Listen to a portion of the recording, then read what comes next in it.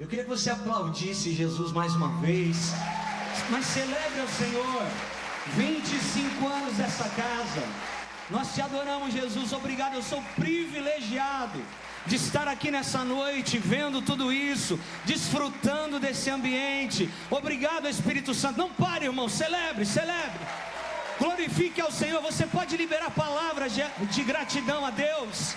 Você pode liberar palavras de gratidão a Deus. Obrigado, Senhor. Obrigado por todas as salvações que aconteceram aqui em 25 anos. Obrigado, Pai, pelas curas. Obrigado pelas libertações. Obrigado por tudo que o Senhor fez nesse lugar, Senhor. Nós somos gratos a Ti. Obrigado por esse ambiente. Põe a mão no teu coração. Obrigado, Espírito Santo. Obrigado por tudo que o Senhor está fazendo nesses dias, nesse lugar. Nós podemos sentir a Tua presença, Jesus. E nós sabemos que o Senhor tem algo para fazer aqui nessa noite.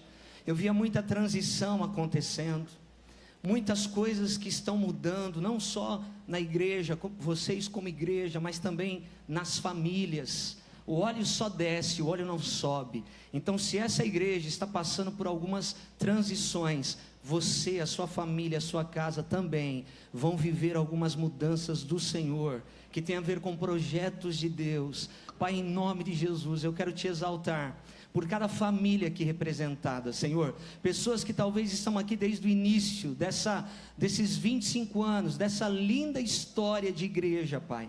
Pai, eu sou pastor de igreja local e nós sabemos os grandes desafios, as grandes lutas, Senhor, as grandes tempestades, os grandes gigantes que nós enfrentamos. Mas como é bom saber que o Senhor é o dono da igreja, o Senhor é quem sustenta todas as coisas. E eu estou vendo aqui com os meus olhos, Pai, uma obra pujante, uma igreja viva, uma igreja, Senhor, que celebra o Teu nome, uma igreja que está de pé nesse tempo. Uau! Mais do que qualquer coisa, a igreja precisa estar de pé nesse tempo. E eu estou vendo isso aqui, Senhor, uma igreja viva e pujante. Eu quero te agradecer em Teu nome, Senhor, te louvar por toda a liderança, o pastor Fernando, pastora Sônia, o Rafa Bicudo, todos os líderes dessa casa. Eu te agradeço por isso, Senhor, em nome de Jesus. Você que crê, dá mais um glória a Deus e aplauda o Senhor.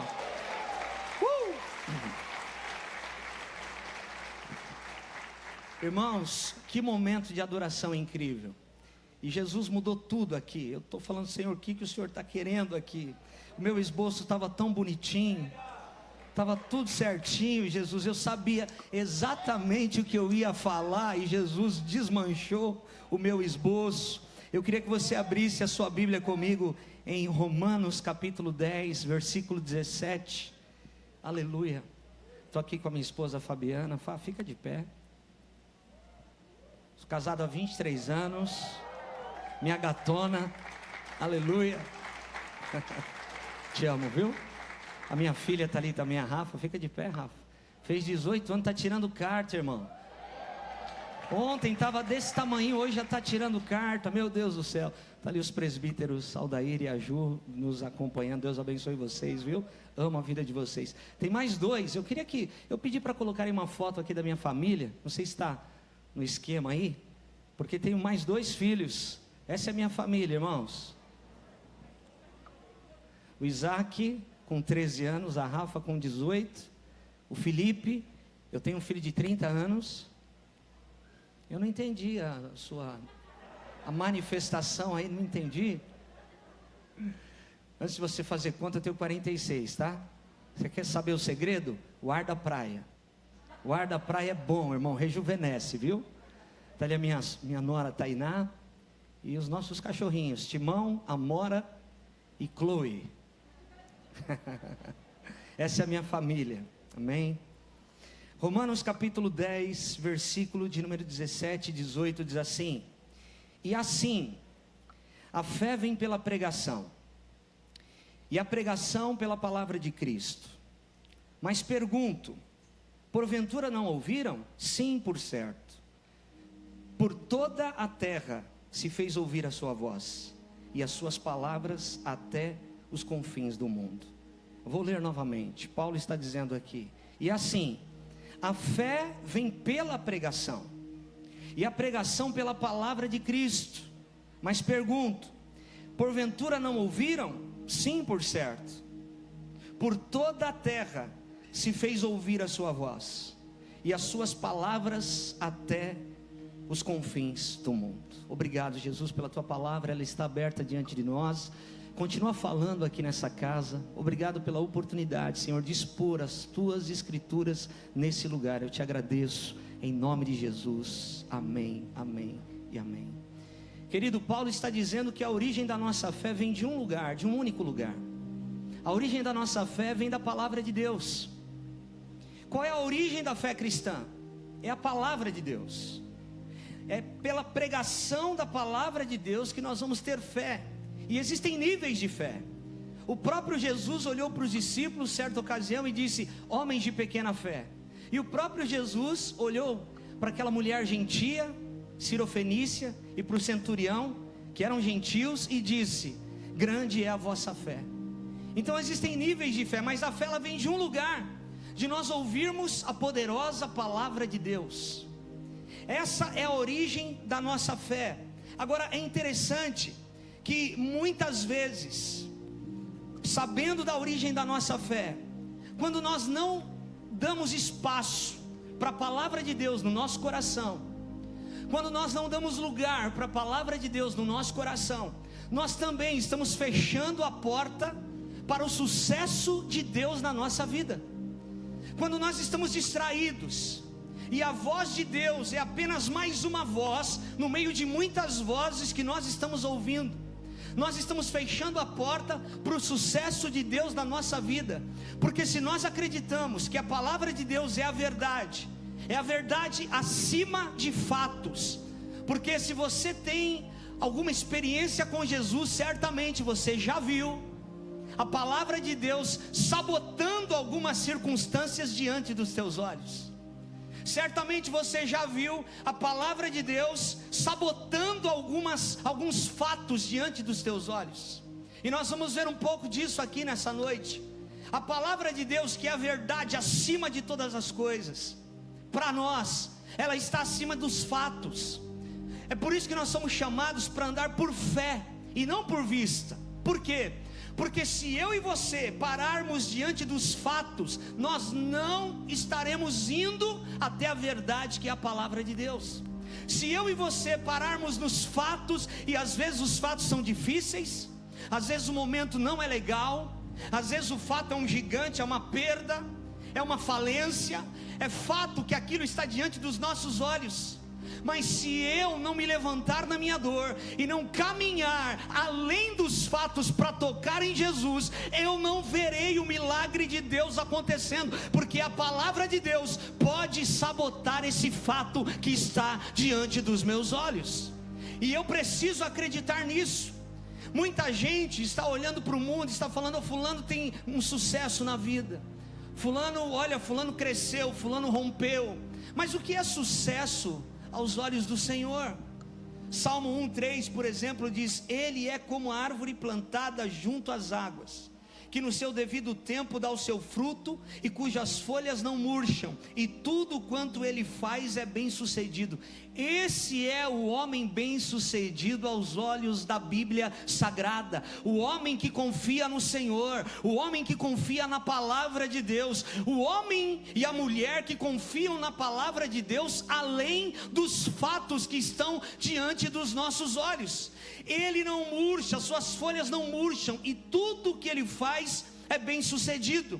Então não importa o que aconteça na nossa vida, eu e você fomos chamados por Deus para estarmos com o nosso foco e toda a nossa atenção na palavra do Senhor. Você não pode se distrair nesses dias, você não pode deixar que as circunstâncias, o momento do país, a crise global, uma pandemia, desviem o teu foco. Eu e você fomos chamados para estarmos focados e atentos na poderosa palavra de Deus, que pode mudar as circunstâncias diante dos meus olhos. Eu queria 50 canela aqui comigo. Tem canela aqui? Aleluia. A gente chama de canela os caras que são fervorosos, que vêm com a gente. Então escuta, existe uma diferença entre fatos e verdades. Fato é aquilo que você está vendo com os teus olhos. Verdade é o que Deus pode fazer. Marcos capítulo 5, a filha de Jairo morreu. Fato, verdade, ela vai ressuscitar. Mas para que ela ressuscite, porque Jairo poderia comprar um caixão, poderia preparar o enterro e ir para o cemitério e enterrar a sua filha, mas ele não parou naquele fato que estava diante dos teus olhos. Ele se levanta na sua dor e ele vai até a verdade, e ele se prostra até a verdade, e ele diz para a verdade: me ajuda. Deus pode mudar, querido. Deus pode mudar toda e qualquer circunstância na nossa vida. Eu tenho um livro aqui que a gente acabou de lançar, que chama O Legado, uma história de amor verdadeiro. Eu fui adotado por um casal de senhores. Eles me resgataram de um lugar horrível, e com 19 para 20 anos de idade, eu resgatei eles para Cristo, porque eu fui o primeiro a me converter. Em 2011, minha mãe, que era diaconisa da minha igreja, onde eu sou pastor, foi para o Senhor. Em fevereiro desse ano, meu pai, que me adotou com 82 anos, foi para o Senhor. Mas eles deixaram um legado. Eles deixaram um legado. Legado não é aquilo que você deixa para alguém, legado é aquilo que você deixa em alguém. Eles deixaram um legado de amor. Eu não conheço os meus pais biológicos. Algumas histórias estão começando a aparecer agora. E eu tenho 46 anos, sou casado há 23 e tenho 3 filhos. E agora algumas coisas estão descortinando diante dos meus olhos, para que eu saiba a história real da minha vida. Agora eu estou dizendo isso para você por quê? Porque eu nunca fui atrás desse tipo de coisa, e eu nunca deixei que o espírito de orfandade me parasse. Eu sempre vivi a paternidade de Deus, e eu quero profetizar e declarar sobre a sua vida: você não é órfão, você é filho de um bom pai, Ele te olha, e que você vá além dos fatos para viver os propósitos de Deus. Nós precisamos ir além dos fatos para viver os propósitos de Deus. Eu nunca pensei. A minha mãe, quando ela me contou que eu era adotado, eu já era um homem casado. Mas há 40 e poucos anos atrás, tinha uma certa discriminação para crianças adotadas. Então ela me resguardando, nem quis falar. Depois eu cresci e aquilo ficou para depois. E os meus pais eram muito reservados. Mas um dia, 15 dias antes da minha mãe ir para o Senhor, ela estava muito ruim. Ela me chamou no quarto e ela disse: Fred, eu quero te contar a tua história. E ela contou toda a minha história. E ela tinha medo de como eu ia reagir. E meu pai entrou no quarto e a minha mãe disse: estou contando toda a história do Fred para ele. E aí eu disse para os dois: pai, mãe, olha para mim, eu amo vocês 2 vezes, por saber o que vocês fizeram por mim, por saber que se Deus não usasse vocês, eu não sei aonde eu estaria, mas vocês me resgataram de um lugar horrível, e eu resgatei vocês também de um lugar horrível, porque os meus pais eram incríveis, mas quem não tem Jesus está num lugar horrível, e eles foram resgatados para Cristo, e hoje estão na eternidade com o Senhor. Então eu quero dizer para você, existe uma grande diferença entre fatos e verdades. O fato é que eu não conheço os meus pais biológicos, mas a verdade é que eu conheci o Pai bondoso e fiel, que sempre cuidou de mim e da minha família. Aleluia! Então o nosso foco, olha para mim e preste atenção, o nosso foco, a nossa atenção, a nossa luta precisam estar fundamentados na verdade e não nos fatos. Você não pode se mover pelo fato, você precisa se mover pela verdade, e a verdade é a palavra de Deus para nós que somos cristãos, acima de qualquer coisa. Você pode estar diante de algo que parece impossível ser transformado, mas eu e você precisamos nos levantar na nossa dor para ir além dos fatos e viver a verdade de Deus. Eu sei que tem alguém aqui que precisa ouvir essa palavra. Ou nós acreditamos na palavra de Deus, ou nós acreditamos nos fatos. Ou nós acreditamos naquilo que Jesus tem para nós, ou nós acreditamos nos fatos. A verdade é que a palavra de Deus muitas vezes vai contradizer as circunstâncias diante dos nossos olhos. Sabe, irmãos, João capítulo 2, o vinho acabou, fato, verdade, eles vão beber o melhor vinho jamais degustado. O fato é que o vinho acaba. Que tragédia, um vinho acabar naquela época, numa festa de casamento, aquilo era um absurdo. Mas agora, porque Jesus está na festa, e olha que coisa linda, aqueles noivos não chamaram Jesus, porque sabiam que alguma coisa ruim ia acontecer naquele casamento. Aqueles noivos chamaram Jesus para a festa por relacionamento. Eles não chamaram Jesus porque o leite derramou, porque a coisa ia ficar feia. Eles chamaram Jesus por relacionamento. Jesus estava lá, Jesus sabia o que ia acontecer, mas aqueles noivos não. Mas quando acaba o vinho, e a mãe de Jesus chega para ele e diz assim: acabou o vinho, é chegada a tua hora, que tenho eu contigo, mulher, mas mande-me trazer 6 talhas, 6 na Bíblia, número de homem, 6 talhas cheias de água. Quanto mais de Deus cabe em nós, irmãos, quanto mais talhados nós somos, mais de Deus cabe em nós. E aquelas talhas são trazidas diante de Jesus. E escute, tudo tem um processo. Repita comigo: Deus respeita os processos. Mais uma vez, Deus respeita os processos.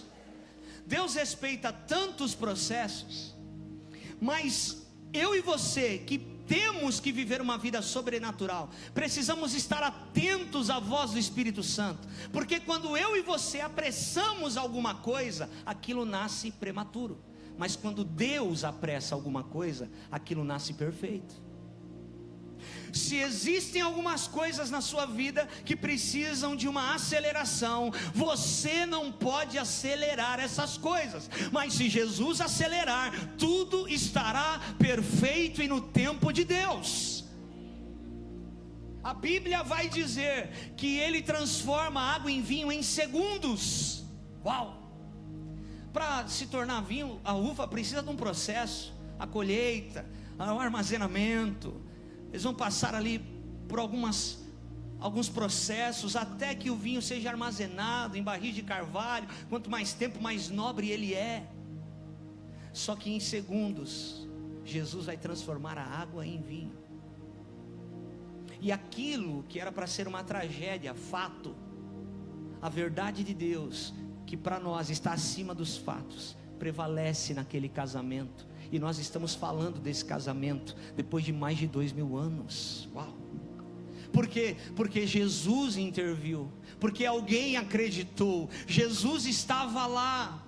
Eu e você, quantas vezes eu e você, nós nos posicionamos, nós começamos a estar firmes na presença do Senhor, a gente começa a participar de tudo que a igreja está desenvolvendo, porque nós estamos passando por um momento difícil na nossa vida. Escute, se as coisas ruins te aproximam mais de Deus do que as coisas boas, tem alguma coisa errado.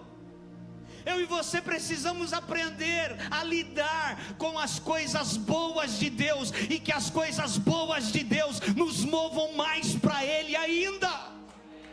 Agora, qual é o nosso problema? Algumas coisas ruins acontecem lá nos bastidores, e eu e você, a gente pensa assim: eu devo estar dando mancada, eu devo estar em falha, deixa eu me apertar aqui, deixa eu me posicionar. Então as coisas ruins muitas vezes nos levam mais para perto de Deus do que as coisas boas. Tem alguma coisa errada?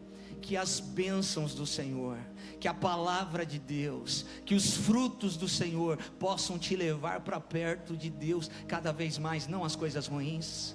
Quem está comigo, diga glória a Deus. O Dênio, que estava aqui, meu amigo, nosso amigo, ele diz uma frase incrível: o Evangelho não invalida o nosso esforço, o Evangelho invalida o nosso mérito. Porque, escute, a Bíblia diz que o reino de Deus é tomado pela força, e aqueles que se esforçam se apoderam dele.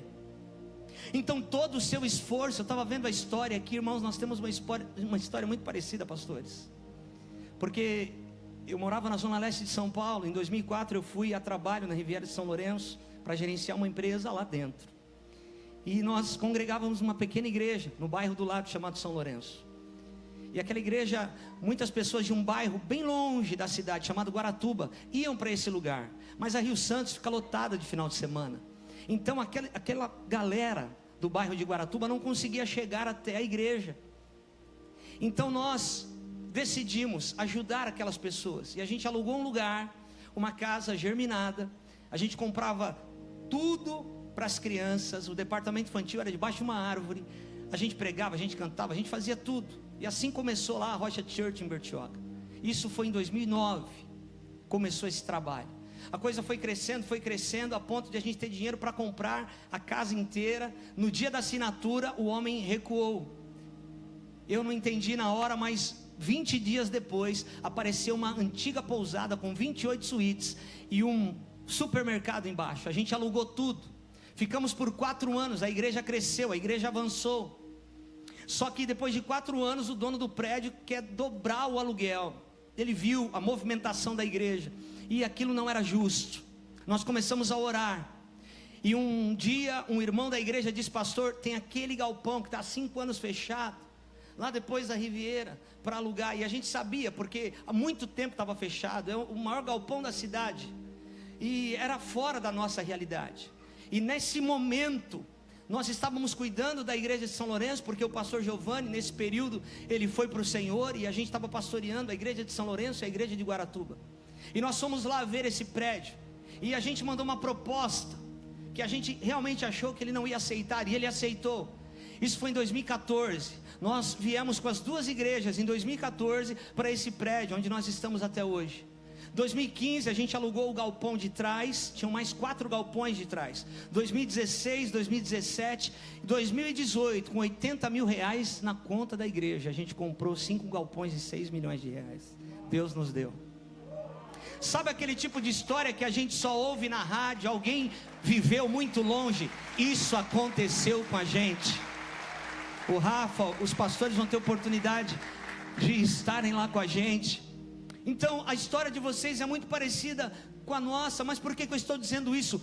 Todo o nosso esforço Jesus está vendo, toda a tua entrega Jesus está vendo, todo o teu sacrifício, tudo que você tem feito para a obra de Deus e para o reino de Deus avançar nessa terra. Deus está vendo o seu esforço, e esse esforço não será invalidado. Mas na hora do mérito, na hora que nós conquistarmos aquilo que nós tanto gostaríamos e queríamos, a gente vai poder falar para o Senhor: obrigado, Jesus, porque eu sei que não foi por mim, foi pela tua boa mão, foi pelo teu braço forte, foi por isso que eu estou aqui, por isso eu conquistei isso que chegou nas minhas mãos. Aleluia. Irmãos, existia uma mulher que chegou diante de Jesus, e essa mulher, Sirofenícia, uma gentia, Mateus capítulo 15, ela se aproxima de Jesus, e a filha dela está terrivelmente endemoniada.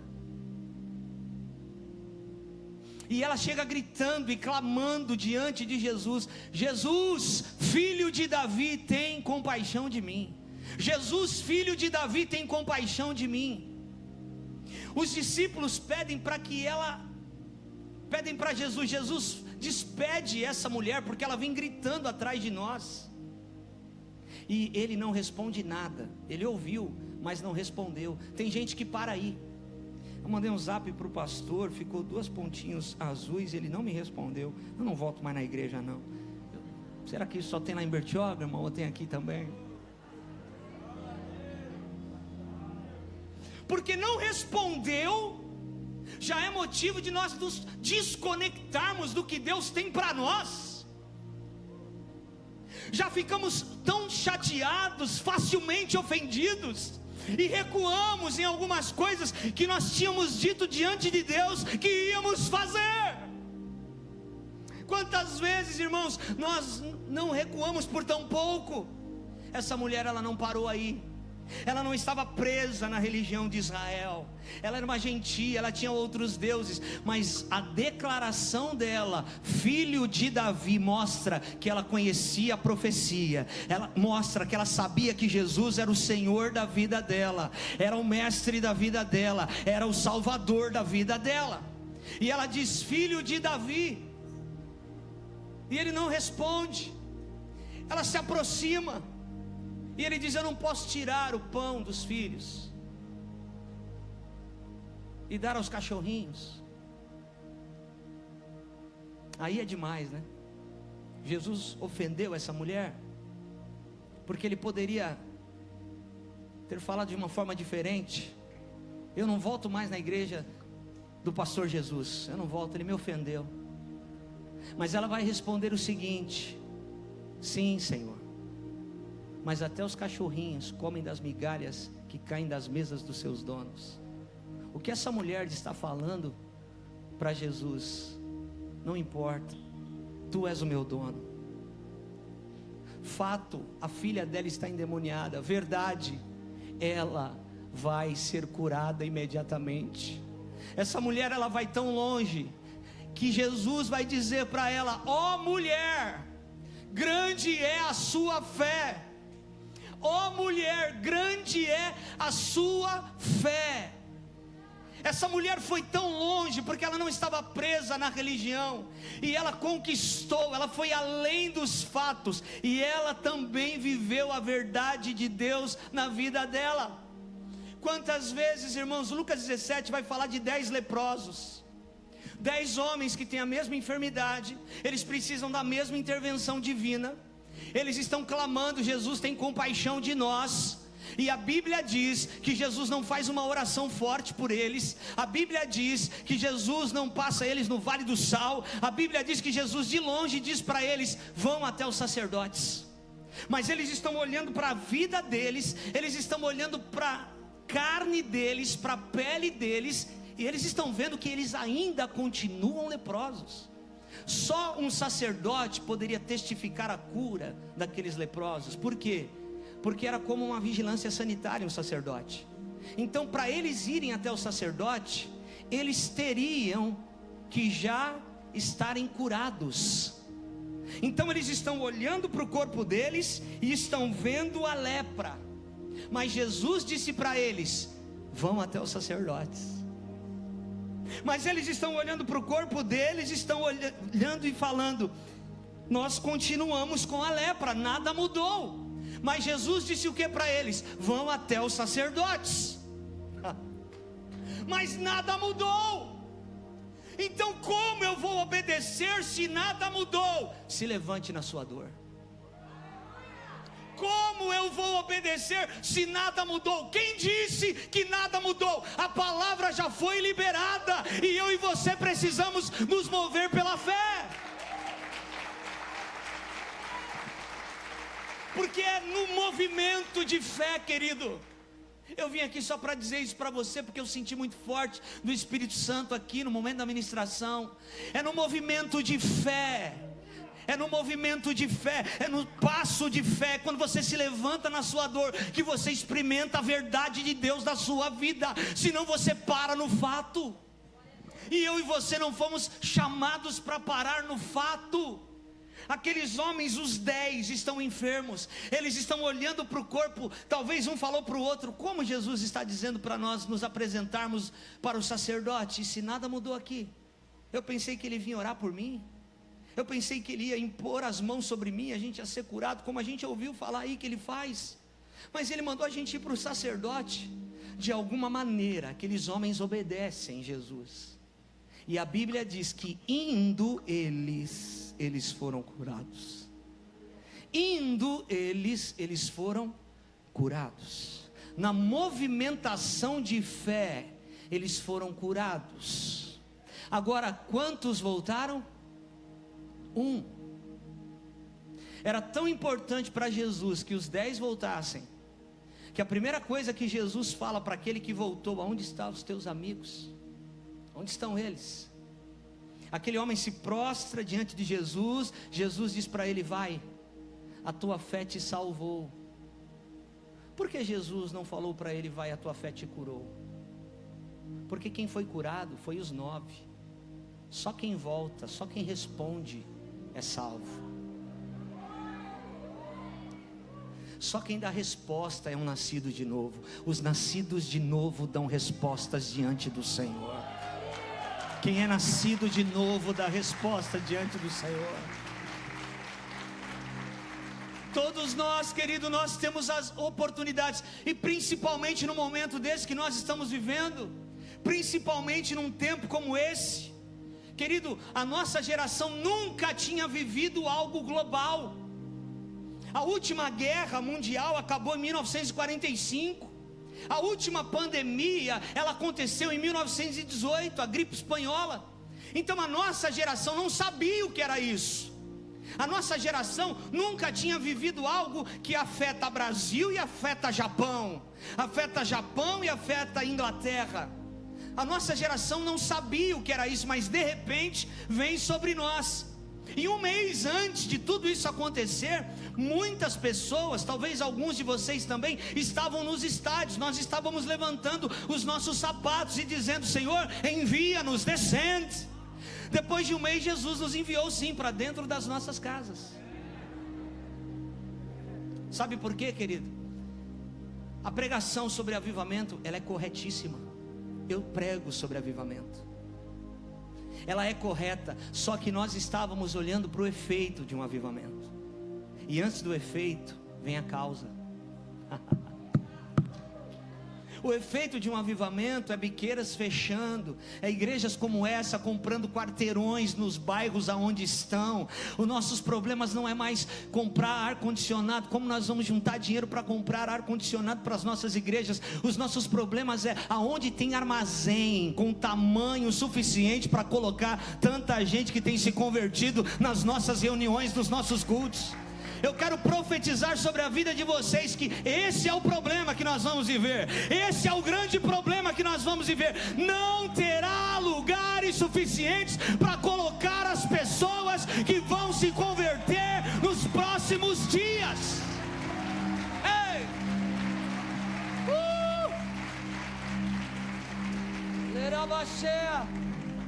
O efeito de um avivamento são milhares de pessoas se convertendo. O efeito de um avivamento, irmãos, é aquele homem com o coração duro. A mulher tem mais de 10 anos que ela ora para que Deus mude o coração dele, mas de repente, um dia, um domingo qualquer, como todos os domingos que ela vai para a igreja, ela está se arrumando, e o marido chega para ela e diz assim: espera aí que eu vou com você. Ela quase desmaia, mas ela disfarça: eu não posso me emocionar muito.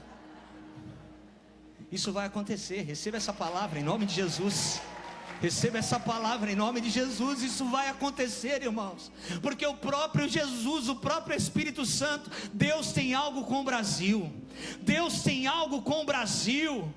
Em 1947, Oswaldo Aranha, ele não só estava naquela reunião onde foi estabelecido o Estado de Israel, ele presidia a reunião também, e ele, um brasileiro, deu um voto de Minerva para que Israel tivesse um território. Você acha que Deus vai deixar isso barato? Isso está ressoando no mundo espiritual. Deus virá com respostas sobre a nossa nação. Levanta a tua mão. A nossa nação é o celeiro do mundo.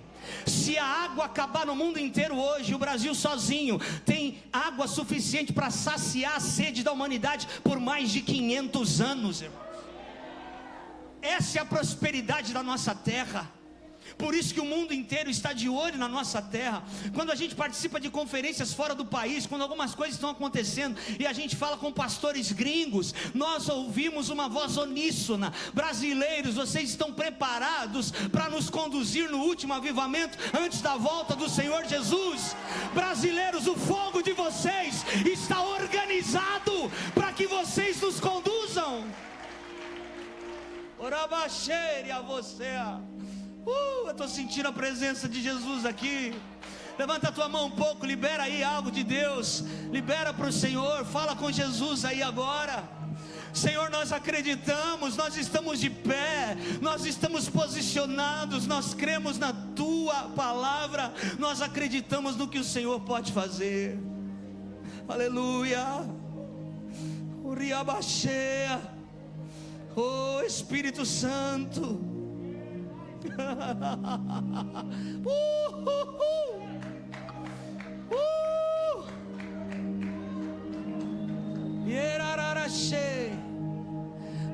O irmão que estava aqui no teclado, cadê ele? Onde ele está? O que estava tocando o teclado aqui? Está lá atrás. Ah, está ali. Eu via, você estava de joelhos ali na presença de Jesus e eu via, cadê ele? Está aqui de pé. E eu via uma rua de terra muito esburacada sendo preparada para ser pavimentada. Você estava andando nessa rua já há algum tempo com muita dificuldade, mas chegou, a obra vai acontecer, as coisas vão acontecer, e o seu caminho é uma estrada muito bonita, viu, irmão? Deus está pavimentando o seu futuro. Receba essa palavra em nome de Jesus. Aleluia. Irmão, quero terminar dizendo algo. Lucas capítulo 5. Os discípulos tinham tentado pescar a noite inteira e não conseguiram. É muito difícil. Eu moro no litoral, tem muitos pescadores na nossa igreja, e um pescador profissional, ele não sai. A minha nora é dona de pescaria, o pai dela é dono de pescaria. Um pescador profissional não sai para não pegar nada, é impossível. Ele sabe a lua, ele sabe a movimentação das marés, eles sabem tudo. E quando ele sai com o barco, eles saem para voltar com muito peixe. E Pedro tinha uma companhia de pesca. Como aqueles homens saem para pescar e não pegam nada? E a Bíblia diz que eles voltam e estão lavando as redes. O dia foi fracassado. Como pode? Não deu certo. Quantas vezes nós não estamos assim? Fato, estamos lavando a rede, verdade. Uma pesca maravilhosa está para acontecer. Ah não, você não pegou o que eu falei. Eu quero declarar isso sobre a tua vida. Talvez você entrou aqui e você está lavando as redes porque você investiu e não funcionou. Você dedicou o seu tempo e a coisa não deu certo. Você gastou dinheiro e parece que não virou aquilo ali, mas você está lavando as redes. Esse é o fato. Deus está dizendo para você: vá além dos fatos para viver a minha verdade. E a minha verdade não é o lavar das redes para você. A minha verdade é você ter uma pesca maravilhosa. Eu creio nisso, irmãos. Aleluia. Jesus vai falar para aqueles homens.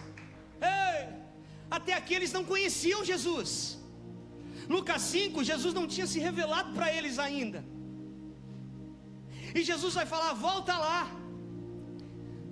lá e pesca de novo. Olha para mim, como um carpinteiro vai dar opinião acerca de pesca para pescadores profissionais? Irmão, o reino é invertido. O reino de Deus é invertido. Primeiro você cresce para baixo, para depois crescer para cima. Nós construímos um mezanino lá na nossa igreja no começo do ano para mais 408 pessoas em cima. A gente estava gastando dinheiro e não via a obra, pastor. E dinheiro que vai e não via a obra. E o pessoal falando: é a fundação, pastor. A fundação, é a fundação. Meu Deus, mas que fundação é essa? Ninguém vai chegar aqui para elogiar a fundação. Ninguém elogia a fundação desse pavimento superior, mas é o secreto que sustenta o aparente.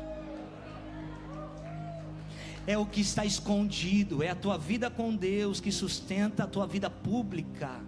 É a tua vida com Deus no secreto de oração, o tempo que você tem com o Senhor, que sustenta as coisas que aparecem para as pessoas. Esse é o caráter de Deus. É assim que Deus faz. Eu pedi para colocar um videozinho de 40 segundos de uma semente crescendo e a câmera pegando. Eu queria, se desse para colocar, preste atenção.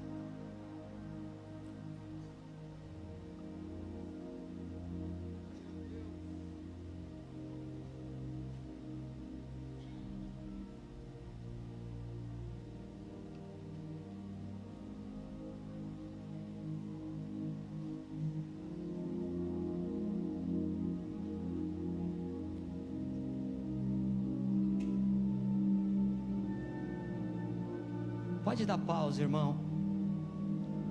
Você prestou atenção, volta um pouquinho a imagem. Você prestou atenção que antes de aparecer ela cresceu para baixo. As raízes precisam estar fortificadas. Primeiro você vai para baixo, ninguém está vendo, mas os teus choros, o sofrimento, passando no meio das crises, vão estendendo as suas raízes. Ninguém vê, ninguém sabe, mas você sabe o que você tem passado, o que você tem vivido, você está crescendo para baixo, e depois vai aparecer do lado de fora. Esse é o caráter de Jesus. Deus fez assim. Tem muita gente que tem acontecido hoje, eu estou terminando, querido, alguém tem 100 seguidores no Instagram, e ele coloca um vídeo, esse vídeo viraliza, de um dia para a noite ele tem 1,5 milhão de seguidores, mas é uma pessoa que se diz evangélica, mas nunca construiu nada numa igreja local, e agora tem 1,5 milhão de pessoas ouvindo e vendo o que essa pessoa está falando e fazendo. Então essa pessoa está discipulando 1,5 milhão de pessoas, mas ela nunca construiu nada numa igreja local. Não deu tempo. Não deu tempo de crescer para baixo, para depois crescer de uma forma segura e sustentável para cima. E o que nós estamos vendo? Uma geração rasa, superficial. Não, as pessoas não querem crescer para baixo, elas querem resultado. Escute, irmão, eu e você não fomos chamados para ir para o céu. O nosso dever não é ir para o céu, o nosso dever é trazer o céu para a terra. Your kingdom come, venha o céu para a terra. O seu dever não é ir para o céu, o nosso dever é trazer o céu para a terra. E nós estamos querendo ir para o céu, enquanto Deus, na oração modelo, Mateus 6, Jesus vai falar assim: venha o teu reino. Em nenhum momento a Bíblia diz que o reino de Deus está lá. A Bíblia está dizendo: venha o teu reino para cá, estabeleça o teu reino aqui. Porque eu e você fomos encontrados pelo Senhor, fomos salvos pelo Senhor, temos o Espírito Santo, somos casa favorita de Deus, para manifestar o reino de Deus nessa terra. Esse é o nosso dever. E para que eu e você possamos manifestar o reino de Deus nessa terra, eu não posso parar nos fatos, eu tenho que parar na verdade. Eu não posso parar nas circunstâncias que estão diante dos meus olhos. A pescaria foi fracassada, fato. Volta lá, você está debaixo de uma palavra. Se você está debaixo de uma palavra, tem um livro que eu fiz, o primeiro livro que eu fiz, chama Memória Viva. Você se lembra o que Deus te falou em Cades Barneia, quando Caleb encontra Josué depois de 45 anos, e ele diz: você se lembra, Josué, o que Deus falou para nós por intermédio de Moisés que ia fazer? Se você não se lembra, eu me lembro. A minha memória está viva. Eu estou como um menino esperando as promessas de Deus. Eu e você precisamos estar posicionados na presença de Deus para vivermos tudo que Jesus tem para nós. Se você crê, dá um glória a Deus, aplauda ao Senhor e fica de pé comigo. Aleluia. Espírito Santo, é fato, a experiência da pesca hoje não foi boa, não tinha peixes lá. A verdade, tem sim. Vai lá e puxe-os para dentro. Você pode falar para alguém do teu lado: tem peixe sim. Vai lá e puxa para dentro. Ah, meu Deus do céu. Vai lá e puxa para dentro. Ah, não vai dar certo, eu tentei. Você está debaixo de uma palavra agora. Volta lá e puxa a sua vitória para dentro do barco.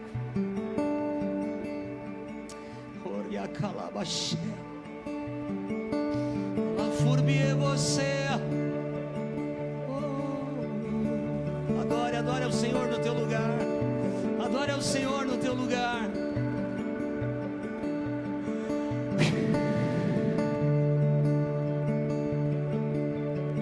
Adore ao Senhor no teu lugar.